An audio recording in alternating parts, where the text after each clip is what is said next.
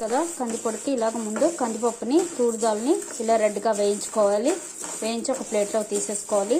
చూసారు కదా కందిపొడికి ఇలాగ శనగపప్పు కూడా ఎర్రగా వేయించాలి. కందిపప్పు వేయించినట్టే ఇలాగ శనగపప్పు కూడా ఎర్రగా వేయించి దీన్ని పక్కకు తీసేయాలి ప్లేట్లోకి. కందిపొడికి ఇలాగా పెసరపప్పు మినపప్పు ఎర్రగా వేయించేసాను. ఇలా ఎర్రగా వేయించాలి. ఇప్పుడు 4 పప్పులు రెడీ చేసాను, వేయించేసాను.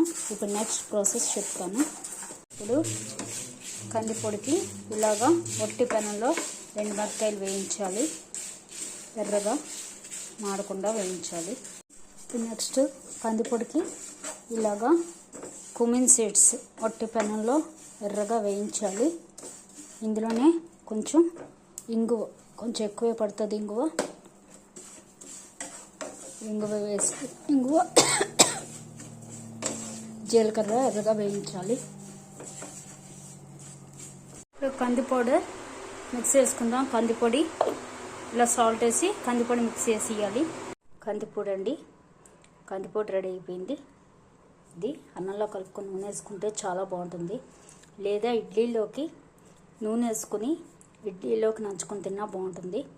లేదా ఇడ్లీని పొడి చేసి దానిలో పోపు వేసి ఈ పౌడర్ వేసుకుని తింటే కూడా బాగుంటుంది.